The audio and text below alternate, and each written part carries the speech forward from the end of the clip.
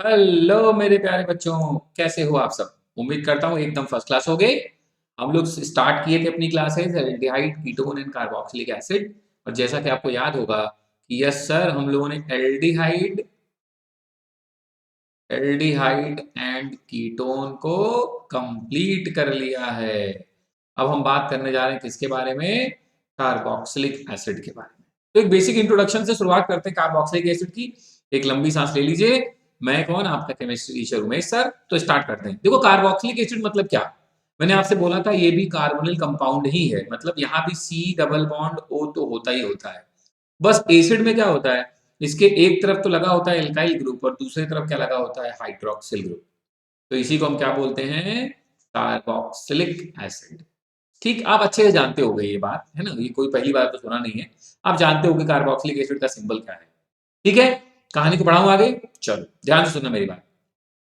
तो कहता है कि ऐसे कंपाउंड जिसमें कार्बोक्सिल ग्रुप प्रेजेंट हो, उन्हें हम क्या बोलते हैं? Carboxylic acid. अब मतलब समझो।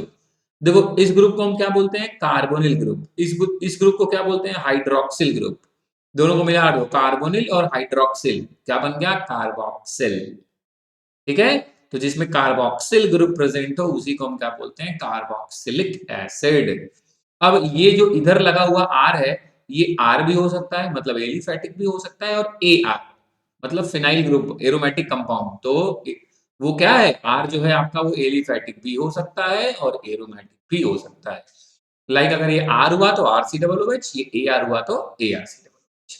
ठीक है, सिंपल सी बात है। जैसे एग्जांपल आप देख लीजिए, मैं इस आर की जगह सी एस थ्री रख दूं तो क्या हो गया? C S three C double O H. IUPAC name ethanoic acid, common name acetic acid. और अगर मैं इसी आर की जगह फिनाइल ग्रुप डाल दूं तो ये क्या हो गया? कॉमनली हम इसको बोलते हैं बेंजोइक एसिड, बट एक्चुअली इसका नाम क्या है? Benzene carboxylic acid.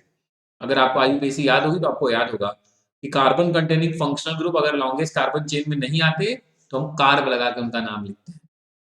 ठीक है, जैसे मान लो यही सी एच ओ होता तो मैं लिखता बेंजीन कार्ब एल्डिहाइड। तो वैसे इसलिए इसका करेक्ट नाम क्या है? Benzene carboxylic acid. बट आप generally common name benzoic acid के नाम से बुलाते हैं। और अगर मैं कह रहा हूँ यही जो एल्काइल ग्रुप है आपका, अगर उसमें नंबर ऑफ कार्बन कितने हो, 12 से 18, तो हम इन्हीं को बोलने लगते हैं, प्यारे बच्चों, फैटी एसिड्स। आपने बहुत बार नाम सुना होगा, higher fatty acids, higher fatty acids. तो हायर का मतलब नंबर ऑफ कार्बन, हायर का मतलब क्या है? Number of carbon. इसलिए हम उनको क्या बोल रहे हैं? फैटी एसिड्स, क्योंकि उसमें नंबर ऑफ कार्बन हाई है। देखिए 12 टू 18 के रेंज में है। ठीक है, समझ में आता है? जैसे 17 कार्बन तो स्टीयरिक एसिड, 15 कार्बन वाले को हम बोलते हैं पॉल्मेटिक एसिड। ये सब यूज होते हैं सोप एंड डिटर्जेंट बनाने में। ठीक है, चलो आगे बढ़ते हैं। अब कार्बोक्सिलिक एसिड का एक जनरल में बात कर रहा हूं कि जैसे हाउस होल्ड में ढेर सारे आइटम्स है, वहां कार्बोक्सिलिक एसिड है। कुछ एग्जांपल देख लीजिए, सिंपल सी बात है, आप जानते हैं। जैसे विनेगर, चाउमीन वाले भैया जो रखते हैं विनेगर, उसमें क्या होता है? Acetic acid. जो एस्पिरिन है, सर दर्द की दवा एस्पिरिन, उसमें क्या प्रेजेंट है? देखो, एसिटाइल सैलिसिलिक एसिड, इसमें भी एक एसिड प्रेजेंट है। विटामिन सी, एस्कॉर्बिक एसिड को बोलते हैं। विटामिन सी का नाम क्या है? एस्कॉर्बिक एसिड, है ना? तो लेमन में क्या प्रेजेंट होता है? Citric acid. पालक में क्या प्रेजेंट होता है? Oxalic acid. टोमेटो में भी प्रेजेंट होता है ऑक्जेलिक एसिड। ठीक है, अभी कोरोना टाइम में बहुत सारे लोग विटामिन सी की गोलियां खा रहे थे, याद है ना? तो मतलब एस्कॉर्बिक एसिड इम्यूनिटी बूस्ट करने के लिए। तो आप ढेर सारे जो हाउस होल्ड्स हैं, आप समझिए उनमें क्या यूज होता है, उसमें क्या प्रेजेंट है? एसिड प्रेजेंट है, carboxylic acid. Organic, carboxylic acid मतलब ऑर्गेनिक एसिड है। वो मत समझना एसिड एसिड सब बोल रहे हैं तो HCl HNO3 H2SO4, वो सब इनऑर्गेनिक है। मैं कार्बोक्सिलिक एसिड बोलता हूँ प्यारे बच्चों, तो समझना मैं ऑर्गेनिक एसिड के बारे में बात कर रहा हूँ। ठीक है, क्लियर? अच्छा, अब हम बात कर रहे हैं फिजिकल प्रॉपर्टीज। उसके पहले थोड़ी सी बात मैं आपको थोड़ा और इंट्रोडक्शन देता हूं, आप समझिएगा मेरी बात। जैसे मैंने बोला कि अगर मैं एसिड के बारे में बात करूं तो आप बोलते हैं sir C double bond O, और इधर क्या लगा होता है? ओ, और ये सर एच, इधर क्या लगा होता है? Alkyl group R. तो आपने नोटिस किया कार्बन डबल बॉन्ड के थ्रू जुड़ा हुआ है। अगर मैं सही से बनाऊं तो ऐसे बनता है, ऐसे, ये इधर और ये लगा होता है ओ, और उससे लगा होता है एच, ओ के पास लोन पेयर। आपने नोटिस किया डबल बॉन्डेड है, तो ये बॉन्ड एंगल कितना हुआ? देखो हाइब्रिडाइजेशन कितना हुआ? sp2, ध्यान से समझना। और अगर sp2 हाइब्रिडाइजेशन है तो बॉन्ड एंगल कितना हुआ? 120 डिग्री। और आपको पता है कि कार्बोक्सिलिक एसिड में रेजोनेटिंग स्ट्रक्चर बन सकता है। देखो ना, ये लोन पेयर, ध्यान से मेरी बात सुनना, ये लोन पेयर यहां आया तो यहां डबल बॉन्ड हो गया। तो कार्बन 5 बॉन्ड थोड़ा बनाएगा, 2 इधर भी 3 इधर, तो यहाँ से क्या होता है, एक बॉन्ड टूटता है और ये इस ऑक्सीजन के पास चला जाता है। तो अगर मैं अगला रेजोनेटिंग स्ट्रक्चर बनाऊं तो कुछ ऐसा बनता है, देखिए जहां चेंज हुआ है मैं उन्हीं को बनाऊंगा। देखिए ध्यान से समझिएगा, ये जो सिंगल बॉन्ड था डबल बॉन्ड हो गया, ऑक्सीजन ने इलेक्ट्रॉन डोनेट किया था तो उस पर पॉजिटिव चार्ज आ गया, इस वाले ऑक्सीजन का डबल बॉन्ड टूट के सिंगल बॉन्ड हो गया और इलेक्ट्रॉन यहाँ चल गया तो इस पे नेगेटिव चार्ज आ गया। तो ये आपके जो कार्बोक्सिलिक एसिड है उसकी क्या है, रेजोनेटिंग स्ट्रक्चर है। क्या है, रेजोनेटिंग स्ट्रक्चर है। ठीक है, hello mic testing, hello hello. ठीक है, तो आपने नोटिस किया कि जो रेजोनेटिंग स्ट्रक्चर बना उसमें पार्शियली पॉजिटिव चार्ज किसके ऊपर आया, ऑक्सीजन के ऊपर आया, कार्बन के ऊपर नहीं आया, है ना। तो अगर आपसे कोई पूछे कि एसिड में कार्बोक्स तो इलेक्ट्रोफिलिक कौन बिहेव करता है, तो कार्बन से ज्यादा इलेक्ट्रोफाइल तो आपका ऑक्सीजन है। हेलो, ठीक है, बुद्धि दिमाग चल रहा होगा उम्मीद करता हूँ। ठीक, चलिए। अच्छा आपने बोला ठीक है सर, कुछ एसिड्स हैं प्यारे बच्चों जिनके नाम बड़े इंपॉर्टेंट हैं, जैसे मैं थोड़ा बहुत आइडिया आपको देता हूँ। जैसे देखो HCOOH, आप प्लीज अपने राइट डाउन करते रहिए। ये क्या है, फॉर्मिक एसिड। CH3COOH, ये क्या है, इथेनोइक एसिड या एसिटिक एसिड। COOH, ये क्या है, ऑक्जेलिक एसिड। वैसे ही COOH, फिर CH2COOH, ये क्या है, मेलोनिक एसिड। ध्यान रखना ये क्वेश्चन बहुत सारे एग्जाम में आ चुके हैं, बोर्ड एग्जाम के लिए भी इंपॉर्टेंट है। ये क्या है, मेलोनिक एसिड।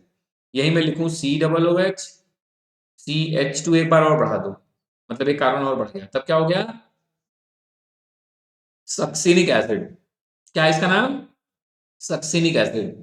इसको 3 बार कर दूं, COOH, CH2 का थ्राइस कर दूं, COOH, तब इसका नाम क्या हो गया, तब इसका नाम क्या हो गया, ये ऑक्जेलिक एसिड था, ये मेलोनिक एसिड था, ये सक्सिनिक एसिड है, ये क्या है, ग्लूटेरिक एसिड। क्या है, glutaric acid. Hello hello hello. ठीक है, दिमाग में रखिए, अब ये सब बातें आपको याद रहेंगी।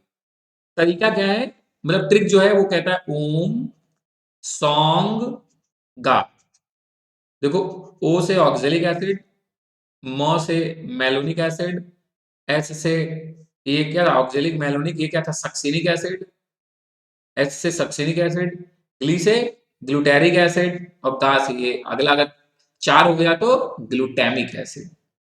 ठीक, ये ट्रिक है आपको इन एसिड्स जिनके के नाम याद करने का, ध्यान रखिएगा।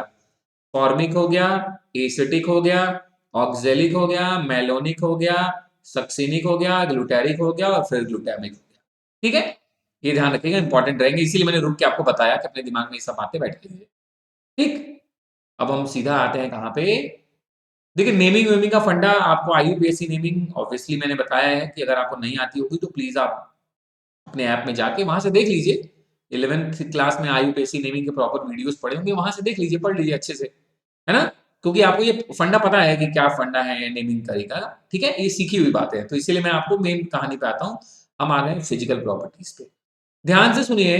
मैंने कहा ये जो एसिड है ना, देखिए ये एक मॉलिक्यूल है CH3COOH, ये दूसरा मॉलिक्यूल है CH3COOH, और आपको पता है दो CH3COOH के मॉलिक्यूल आपस में मिलकर डाइमर बना लेंगे, जुड़ जाते हैं आपस में।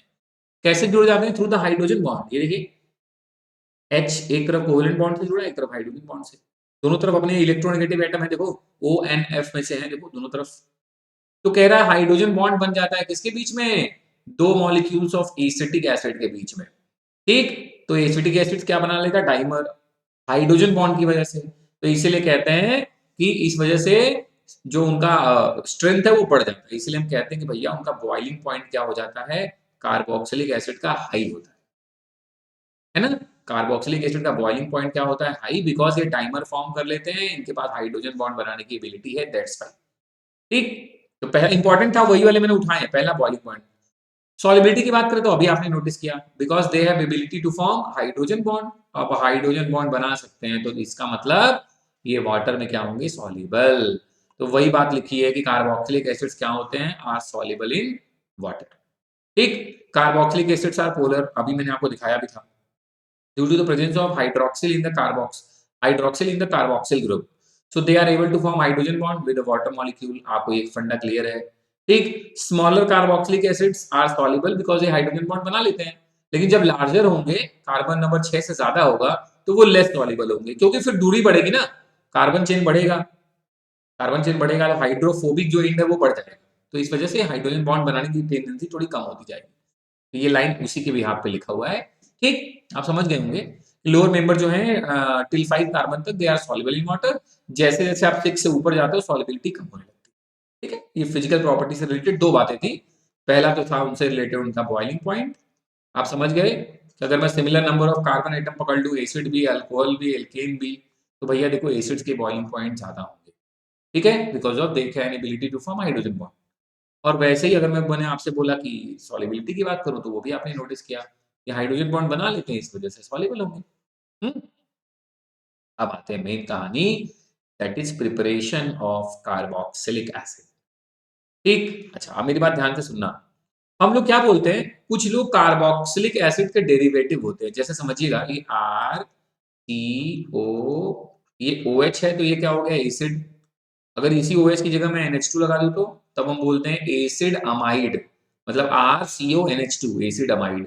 मैं इस OH की जगह Cl लगा दूं तो हम बोलते हैं RCOCl एसिड क्लोराइड। क्या बोलते हैं, एसिड क्लोराइड। या इसी को ऐसे लिख दूं RCO का ट्वाइस O, तो इसको बोलते हैं एसिड एनहाइड्राइड। ये सब एसिड के डेरिवेटिव्स हैं। क्या क्या, acid amide, acid chloride, acid anhydride. ये सब प्यारे बच्चों आप समझिए, ये सब क्या है, या RCOOR, ये हो गया ईस्टर।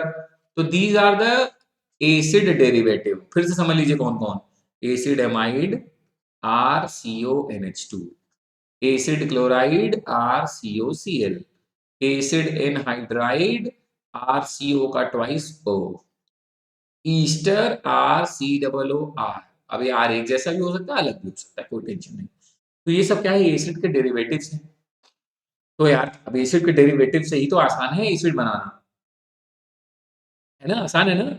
तो आप इन सब से एसिड बनाना सीखेंगे, और इन सब में एक बड़ा सिंपल आपको लगेगा कि एक ही काम सब में करना है तुम्हें, और सबसे एसिड बन जाए। तो चलिए स्टार्ट करते हैं। पहले तो जो कुछ जनरल बातें आपको याद आएंगी कि अरे सर हम लोग एल्कोहल से भी एसिड बना लेते थे ऑक्सीडेशन करके, हम एल्डिहाइड से भी एसिड बना सकते हैं सर ऑक्सीडेशन करके। तो कहानी वहीं से शुरुआत करेंगे। सबसे पहला आता है फ्रॉम एल्कोहल, ध्यान से सुनेगा। अरे सर हमें पता है अल्कोहल का हम क्या करते हैं, अगर हम ऑक्सीडेशन कर दें तो एल्डिहाइड और फिर फर्दर कन्वर्ट हो जाता है एसिड में। लेकिन आप चूंकि एल्डिहाइड पे नहीं जाना चाहते हो, डायरेक्ट एसिड तक पहुंचना चाह रहे हैं, तो आपको जरूरत पड़ेगी कुछ स्ट्रॉन्ग ऑक्सीडाइजिंग एजेंट्स की। ठीक, जैसे कि Jones reagent, CrO3 plus acid H plus, मतलब एसिड कोई मिनरल एसिड है, उनके कॉम्बिनेशन को बोलते हैं जोन्स रिएजेंट। एल्कलाइन KMNO4 हो गया, एसिडिफाइड K2Cr2O7 हो गया, ये आप अच्छे जानते हो। एल्डिहाइड कीटोन में कई बार इनसे मुलाकात हुई है। These are the strong oxidising agent. तो ये क्या करेंगे, अल्कोहल को सीधा उड़ा देंगे एसिड में of the same number of carbon atom. ठीक, जितने भी प्राइमरी अल्कोहल हैं अगर मैं उनको ऑक्सीडाइज कर दूं तो वो हमें सीधे कहां पहुंचा देंगे, कार्बोक्सिलिक एसिड में, through the strong oxidising agent आपके सामने मैंने लिखे हैं। एग्जाम्पल में भी आपने देखा कि अच्छा हाँ सर, 2 कार्बन का अल्कोहल था, ऑक्सीडेशन किया हमने इनके थ्रू, हमें 2 कार्बन का क्या मिल गया, एसिड मिल गया। कोई टेंशन नहीं, बहुत आसान था। अब अगर आप अल्कोहल से एसिड जा सकते हो प्यारे बच्चों, तो यार आप तो एल्डिहाइड और कीटोन से भी जा सकते हो, है ना। आपने पढ़ा नहीं था, अल्कोहल का ऑक्सीडेशन करो 1 डिग्री का तो एल्डिहाइड मिलता है, 2 डिग्री का करो तो weak oxidising mild oxidising agent के थ्रू तो कीटोन मिलता है। तो चलो उन्हीं से आते हैं। अब इन्हीं को फिर एक स्टेप ऑक्सीडाइज कर दे तो इसका मतलब तब तो हमें वो भी मिल सकता है, एसिड भी। तो देखो ध्यान से समझो, कहता है aldehyde can be converted into acid by the oxidation. आराम से, मतलब हम एल्डिहाइड को बहुत इजीली ऑक्सीडाइज कर सकते हैं किसी माइल्ड ऑक्सीडाइजिंग एजेंट के थ्रू, और उनको चेंज कर सकते हैं किसमें, एसिड में। अब जो माइल्ड से हो जाएगा वो स्ट्रॉन्ग से तो हो ही जाएगा, जान ही रहे हो। मतलब एसिडिक K2Cr2O7 और एल्कलाइन KMNO4 तो 110% होना है। जो माइल्ड है ना, जैसे टॉलिन रिएजेंट आपने अभी जस्ट पढ़ा है एल्डिहाइड एंड कीटोन में इसके पहले, Fehling reagent, Benedict, silver oxide या सोडियम हाइपोक्लोराइड, ये सब कैसे एजेंट है, माइल्ड ऑक्सीडाइजिंग एजेंट है। आप इनसे भी कन्वर्ट कर सकते हो एल्डिहाइड को किसमें, एसिड में, of the same number of carbon atom. Carbon atom constant है, फिकर नॉट। तो आप जितने कार्बन का एल्डिहाइड लोगे, नॉर्मल ऑक्सीडाइजिंग एजेंट जो वीक वाले हैं, माइल्ड वाले हैं, उनसे उतने ही कार्बन का आसानी से एसिड बना लोगे। ठीक, जैसे देखिए आपने लिया 2 कार्बन का एल्डिहाइड, एसिटाल्डिहाइड, तो 2 कार्बन का एसिड मिल गया, एसिटिक एसिड। सिंपल सी बात है। हाँ, कीटोन को तुम आसानी से ऑक्सीडाइज नहीं कर सकते इनटू एसिड। ऐसा नहीं कि वो नहीं बनाते, बनाते हैं, बट एक्सट्रीम कंडीशन में बनाते हैं। कैसे बनाते हैं प्यारे बच्चों, एक्सट्रीम कंडीशन में बनाते हैं विद स्ट्रॉन्ग ऑक्सीडाइजिंग एजेंट। ठीक, तो वो बातें हम आगे पढ़ लेंगे। फिलहाल हम एल्डिहाइड से बहुत आसानी से ऑक्सीडेशन करके एसिड बना सकते हैं। ठीक है, थर्ड पॉइंट देखिए, थर्ड पॉइंट कह रहा है फ्रॉम एल्काइल बेंजीन। ये बड़ा अच्छा रिएक्शन रहेगा, ध्यान रखिएगा। एल्काइल बेंजीन मतलब बेंजीन रिंग पे क्या लगा है, एल्काइल ग्रुप। कहता है हम एल्काइल ग्रुप जो बेंजीन रिंग पे लगा है ना, हम उसका क्या कर रहे हैं, ऑक्सीडेशन। तो ऑक्सीडेशन कर देंगे तो जो एल्काइल ग्रुप है वो चेंज हो जाएगा किसमें, एसिड ग्रुप। बस अंतर सिर्फ इतना है, ध्यान हमें सिर्फ इतना रखना है कि ये जो एल्काइल ग्रुप यहाँ पे हो उसके पास अल्फा हाइड्रोजन हो। क्या प्रेजेंट हो, अल्फा हाइड्रोजन। जैसे देखिए CH3, इसमें अल्फा हाइड्रोजन है, देखिए, है ना। तो इनका फंडा पता है क्या है, बहुत सिंपल सा फंडा है कि अगर आपके पास, आपने यहाँ पे R जो भी लिया हो, आप जितने भी कार्बन का एल्काइल ग्रुप यहाँ पे लगा हो, उससे कोई फर्क नहीं पड़ता, वो सीधे C डबल OH में बन जाएगा। कुछ भी लगा दो, बस हमें ध्यान क्या रखना है कि वहां पे अल्फा हाइड्रोजन कम से कम एक जरूर हो, है ना। जैसे मैंने कहा कि इस पे हमने इसकी जगह CH3 ले लिया, ऑक्सीडेशन कर देना, सीधे बन जाएगा बेंजीन कार्बोक्सिलिक एसिड। C2H5 लो तब भी बेंजीन कार्बोक्सिलिक एसिड, C3H7 लो तब भी बेंजीन कार्बोक्सिलिक एसिड। उससे फर्क ही नहीं पड़ता कि आपने कितने कार्बन का लिया है, बनना वही है, बेंजीन कार्बोक्सिलिक एसिड। अगर एल्काइल बेंजीन आपने लिया है which have at least alpha hydrogen, तो बस एजेंट आपके सामने, एल्कलाइन KMnO4 हो गया, एसिडिफाइड K2Cr2O7 हुआ, जोन्स रिएजेंट हो गया, स्ट्रॉन्ग ऑक्सीडाइजिंग एजेंट। सिंपल, देखो ना, खुद देखो, यहाँ CHR, देखो ये H था, अल्फा हाइड्रोजन यहाँ भी था, तो बस हमें सीधे ये मिल गया खत्म। मैंने क्या बोला, कितना भी कार्बन का एल्काइल हो, स्ट्रेट चेन हो, ब्रांच हो, कोई फर्क नहीं पड़ता, इवन बस अल्फा हाइड्रोजन होना चाहिए, तो आपका एल्काइल बेंजीन सीधे चेंज हो जाएगा इनटू बेंजीन कार्बोक्सिलिक एसिड में विदाउट टेंशन। ठीक है, ये इंपॉर्टेंट रिएक्शन है, देखो ना, आप समझो इस बात को, इसकी इंपॉर्टेंस समझिएगा। ठीक है, जैसे देखिए हमने कहा ये एग्जांपल है, इसका हमने ऑक्सीडेशन कर दिया, वही है स्ट्रॉन्ग ऑक्सीडाइजिंग एजेंट। तो सर देखो, अभी आपने बताया इसके बाद अल्फा हाइड्रोजन इधर भी है, तो सर हमें तो लग रहा है ये सीधे सीधे कहाँ चेंज हो जाएगा, ये यहाँ चेंज हो जाएगा सर, नो डाउट इसमें चेंज हो जाएगा, है ना। सर यहाँ पे सर अल्फा हाइड्रोजन ही नहीं है सर, तो इसका ऑक्सीडेशन नहीं होगा, नॉट पॉसिबल। यहाँ तो है अल्फा हाइड्रोजन, और मैंने बोला ही किसमें बन जाएंगे, ये बन जाएगा। ठीक, यहाँ अल्फा हाइड्रोजन है ही नहीं, इसलिए यहाँ पे ऑक्सीडेशन पॉसिबल नहीं है, ध्यान रखिएगा। बेंजीन पे जब दो एल्काइल, तो एक CH3 लगा होता तो इसका नाम क्या होता, टॉलुइन। जब दो CH3 ग्रुप लग जाते हैं तो उसको बोलते हैं जाइलीन। पैरा पोजीशन देखो, ये लगने के बाद पैरा पे लगा, इसे पैरा जाइलीन, यहाँ लगा होता तो बोलते हैं ऑर्थो जाइलीन, यहाँ लगा होता तो मेटा जाइलीन, यहाँ लगा है तो पैरा जाइलीन। मतलब बेंजीन रिंग पे दो CH3 हो तो वो जाइलीन होता है। अब डिपेंड करना है कि वो कौन सी पोजीशन में दूसरा वाला लगा है, क्योंकि पहला तो कहीं भी लग जाएगा, उससे कोई फर्क नहीं पड़ता, दूसरा जहां लगेगा तभी पोजीशंस आएंगी ना, ऑर्थो मेटा एंड पैरा, तो उसी हिसाब से रखा जाएगा। ठीक, इसका नाम क्या है, जो बेंजीन पे दो CH, C डबल OH हो जाए तो उसको बोलते हैं टरथैलिक एसिड। क्या बोलते हैं, टर, ये TER है, डैश, टरथैलिक एसिड। यहाँ देखो ऑक्सीडेशन हुआ और यहाँ ऑक्सीडेशन नहीं हुआ। ठीक है, कोई दिक्कत नहीं। अगला जो मेथड है दैट इज ग्रिग्नार्ड रिएजेंट से हम बना सकते हैं। हम क्या करेंगे, ग्रिग्नार्ड रिएजेंट। ग्रिग्नार्ड रिएजेंट तो आप जानते ही हो क्या होता है ग्रिग्नार्ड रिएजेंट। ग्रिग्नार्ड रिएजेंट मतलब RMgX। मैं इस रिएक्शन को समझाता हूँ, आप ध्यान से सुनना, बड़ा अच्छा रिएक्शन है। कहता है जब RMgX रिएक्शन करता है किसके साथ, कार्बन डाइऑक्साइड के साथ, CO2। ध्यान से सुनना, ये रिएक्शन बहुत बड़ी आपको लगती होगी, लेकिन मैं कॉन्सेप्ट समझा रहा हूँ, तुम तुरंत समझ जाओगे। तो होता क्या, देखो फंडा बड़ा क्लियर है, इनमें से ऑक्सीजन और कार्बन के बीच में लड़ाई हो जाती है, कार्बन पे आ जाता है नेगेटिव चार्ज, अरे सॉरी, ऑक्सीजन पे आ जाता है नेगेटिव चार्ज, और कार्बन पे क्या आ जाता है, पॉजिटिव चार्ज। और RMgX तो आपको पहले से पता है कि इसमें टूटते हैं, इधर वाला हिस्सा प्लस, इधर वाला हिस्सा माइनस। तो माइनस वाला हिस्सा अटैक करता है किस पे, प्लस वाले हिस्से पे, और प्लस वाला हिस्सा अटैक करता है किस पे, माइनस वाले हिस्से पे। मतलब कुछ ऐसा बना, समझिए मेरी बात कि, है ना, समझिए। देखिए एक तरफ तो लगा ही है डबल बॉन्ड हो, कोई टेंशन नहीं है, एक तरफ O से क्या लग गया, O माइनस था तो प्लस वाला हिस्सा लगा, क्या, MgX। और इस C से इधर क्या लगा, R ही तो गया माइनस वाला, ये देखो। और आपको अच्छे से पता है कि ये वाले भाई साहब अनस्टेबल होके तुरंत हाइड्रोलिसिस हो जाते हैं। बस यहाँ से Mg, यहाँ से OH, X निकल जाएगा, और ये R थे ही थे, C डबल बॉन्ड O थे ही थे, यहाँ ओ था ही था, बस इसका एक H इन्होंने लेके बना लिया एसिड, और यहाँ से MgX के बीच में जो बचा हुआ H था चला गया, मतलब क्या निकल गया, माइनस MgOH X। अब क्लियर हुआ कॉन्सेप्ट? हर बार यही होने वाला है मेरे लिए, हर बार कॉन्सेप्ट था ये। अब तुम आर कुछ भी ले लो, रिएक्शन होने से मतलब होती रहेगी और ये निकलते रहेंगे, टेंशन ही नहीं है। ठीक, आसान सी कहानी है आपके लिए, कोई टेंशन नहीं, कोई मुश्किल नहीं। प्यारे बच्चों, समझ में आ गई बात? तो आप ग्रिग्नार्ड रिएजेंट था, देखिए सिंपल सी रिएक्शन हुई, आपके सामने आ गया। एग्जांपल देखिए, अब देखिए इन्होंने फिनाइल लिया, फिनाइल, ये तो उन्होंने आर एक्स में Mg फेंक के मारा तो बन गया RMgX, ये तो चलो बन गया। उसके बाद CO2 और H3O फेंक के मारा तो आपको भी पता है हमें क्या बनना है, MgOHX निकल जाएगा, और जो तुमने फेंक के मारा था H3 उसका H आके इस PH के साथ H मिल जाएगा, COOH, तो ये बन गया। आपने अभी नोटिस नहीं किया ऊपर क्या बन रहा था? आपने अभी तो रिएक्शन में नोटिस किया कि जो R आपने लिया था, देखो वो R इस C डबल बॉन्ड O और सिंगल बॉन्ड O के साथ सिर्फ एक H बढ़ा है बस। वही यहां भी हुआ है, आपने पीएच लिया, फिनाइल ग्रुप लिया, उसके साथ COOH बढ़ना वाला है, ये देखो बेंजीन कार्बोक्सिलिक एसिड या बेंजोइक एसिड। ठीक है, सिंपल सी बात है। अगला जो तरीका है वो है फ्रॉम नाइट्राइल से एमाइड। बस लिखो नाइट्राइल मतलब RCN, एमाइड मतलब RCONH2।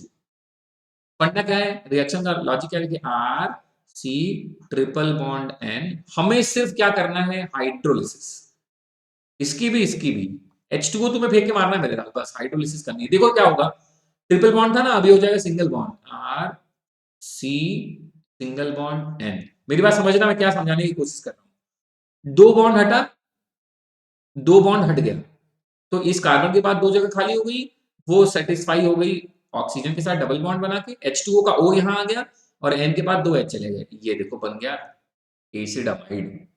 तो जब भी हम नाइट्राइल का क्या करते हैं, पार्शियल ऑक्सीडेशन करते हैं, पार्शियल हाइड्रोलिसिस समझ लो, कंप्लीट नहीं क्या, पार्शियल, तो पहले वो चेंज होता है किसमें, RCONH2 में, जो कि फर्दर फिर हाइड्रोलिसिस कर दो एसिडिक या एल्कली मीडियम में, तो बस यहां से तुम्हारा काम RCOO तो था ही, बस ये वाटर का OH और बचा हुआ H इस NH2 के साथ मिलकर माइनस क्या हो जाते हैं, NH3। ठीक, तो आप सोचो ना, तुम नाइट्राइल से पहले गए एमाइड में, एमाइड की फिर हाइड्रोलिसिस कर दिए एसिड, तो नाइट्राइल से और एमाइड से दोनों से ही समझ लो तुमने एसिड बनाना सीख लिया। आपने नोटिस किया जितने कार्बन का आपने लिया उतनी कार्बन का एसिड एमाइड बन रहा है, उतनी कार्बन का एसिड बन रहा है, कोई चेंज नहीं है, निकल रहा है तो N NH2 ग्रुप निकल रहा है अमोनिया के फॉर्म में, कार्बन थोड़ा लॉस हो रहा है ना? देख लीजिए आपके सामने ही, अब देखो आपके यहाँ CONH2 लिया, आप समझ गए क्या गेन होने वाला है, यही हो जाएगा COOH, NH3 निकल गया, क्या टेंशन है भाई? एसिड एमाइड से तो एक ही बार हाइड्रोलिसिस करोगे, एसिड बन गया। नाइट्राइल से भाई दो स्टेप में जाना, एक बार करोगे तो पहले बनेगा एमाइड, फिर ये पार्शियल हाइड्रोलिसिस करोगे तो एमाइड, कंप्लीट कर दोगे तो एसिड। ठीक है, कोई दिक्कत नहीं, देखो ना तुम्हारे सामने समझ में आता है कि हाँ ऐसे रिएक्शन हो गई सर, बस बस ठीक। उसके बाद तो कार्बन नंबर कांस्टेंट ही है, ज्यादा सोचने की जरूरत ही नहीं है। ठीक, पक्का मेरे प्यारे बच्चों? चलो मैं बढ़ता हूँ फिर आगे। फिर कह रहा है from acyl halide and anhydride, आ गया भैया, देखो तुम्हारा डेरिवेटिव, एसाइल हैलाइड ये एसिड का डेरिवेटिव है ना, एनहाइड्राइड ये भी डेरिवेटिव है, अभी थोड़ी देर पहले ही बताया मैंने। ठीक, तो कह रहा है कुछ नहीं करना, बस हाइड्रोलिसिस करनी है, बस कुछ नहीं। हाइड्रोलिसिस मतलब HOH, H क्या करेगा, इस Cl के साथ HCl, ये OH आके बना लेगा एसिड। कुछ नहीं, कुछ काम ही नहीं है, सिर्फ हाइड्रोलिसिस। एनहाइड्राइड का भी हाइड्रोलिसिस, C6H5CO था, वाटर का OH मिलके बना लिया C6H5COOH, और जो बचा हुआ हिस्सा था, इसमें दो मॉलिक्यूल थे ना, इसको ऐसे समझाओ, दो ऐसे समझो, C6H5CO, C6H5, ठीक, ये ऐसे था, क्या मैं इसको ऐसे कर देता हूँ, नहीं तो तुम टेंशन में आ जाओ। C6H5CO, C6H5CO ऐसे था मेरे लाल, ये ऑक्सीजन के थ्रू जुड़ा था, हमने फेंक के मारा, हाइड्रोलिसिस किया है ना, हमने हाइड्रोलिसिस किया, तो सिंपल है बस, यहां से एक वाटर का OH यहाँ चला गया, एक वाटर का OH यहाँ चला गया, नहीं ज्यादा हो गया, तो एक जगह OH लेके चले जाओ, एक जगह H, तो वो तो वैसे भी था ना, बन गया दो मॉलिक्यूल C6H5COOH का, बस वही हुआ है, घबराने की कोई जरूरत नहीं है ना, इसी को एक्सपेंड करके इन्होंने दिखाया है, देखो C6H5CO एक मॉलिक्यूल, ठीक। और अगर मैं दूसरा एनहाइड्राइड ले लेता, जैसे मैंने लिखा C6H5CO O और यहाँ CH3CO, तो भी कोई टेंशन की बात नहीं है। एक बनेगा C6H5COOH और अगर मैंने यहाँ CH3 लिया तो एक बन जाएगा CH3COOH। तो इसमें घबराने की कोई बात नहीं है। मैंने बोला ना एसिड के जो भी डेरिवेटिव्स हैं उनका हाइड्रोलिसिस करना है बस। एसिड क्लोराइड की हाइड्रोलिसिस कर दिया, एनहाइड्राइड की हाइड्रोलिसिस कर दिया, हर बार तुम्हें क्या मिल रहा है? एसिड मिल जा रहा है, खत्म बवाल। ठीक। ईस्टर भी, ईस्टर भी क्या है? एसिड का डेरिवेटिव ही तो है, फिर हाइड्रोलिसिस कर दो, फिर से तुम्हें मिल जाएगा एसिड। देखो आपने ये रिएक्शन नहीं पढ़ी कि जब एसिड और अल्कोहल आपस में मिलते हैं इन प्रेजेंस ऑफ एसिड तो बनता है ईस्टर प्लस वाटर। और इस रिएक्शन को आपने बहुत मेहनत से पढ़ा था यार, ईस्टरिफिकेशन। याद आया? इस रिएक्शन को आपने किस नाम से पढ़ा था? ईस्टरिफिकेशन। तो इसका उल्टा है, अगर हम ईस्टर की हाइड्रोलिसिस कर दे तो हमें नहीं मिलेगा एसिड और अल्कोहल, ये रिवर्सिबल रिएक्शन होती है। तो हमने ईस्टर की हाइड्रोलिसिस कर दी तो बस बात खत्म, हमें मिल गया एसिड और हमें मिल गया अल्कोहल। सिंपल। ठीक। हेलो हेलो, क्लियर हुआ? ठीक है प्यारे बच्चों, देखो हमने उठाया ethyl ब्यूटेनोएट CH3 CH2 CH2 COO C2H5, फिर से वही हमने कर दिया हाइड्रोलिसिस। तो क्या मिल रहा है हमें? क्या मिल रहा है? एसिड और अल्कोहल। तो ध्यान रखना COO के बाद वाला जो हिस्सा है वही हमें क्या देता है? अल्कोहल। उसके पहले वाले सारा हिस्सा क्या देता है? एसिड। तो देखो हमें उतने ही कार्बन का मिल गया एसिड और इस वाले हिस्से से मिल गया अल्कोहल। हमें इतने वाले हिस्से का क्या मिल गया? अल्कोहल, 2 कार्बन का, और ये पूरा जो बच गया वो क्या मिल गया? एसिड। है ना? इसको ऐसे समझो, ईस्टर मतलब RCOO, है ना? ये वाला जो R है ये अल्कोहल, बचा हुआ जो R है वो एसिड। ठीक, कोई टेंशन नहीं। ईस्टर से भी बन गया, हाइड्रोलिसिस तो किया, मैं पहले लाइन से बोल रहा हूं। ठीक, पक्का?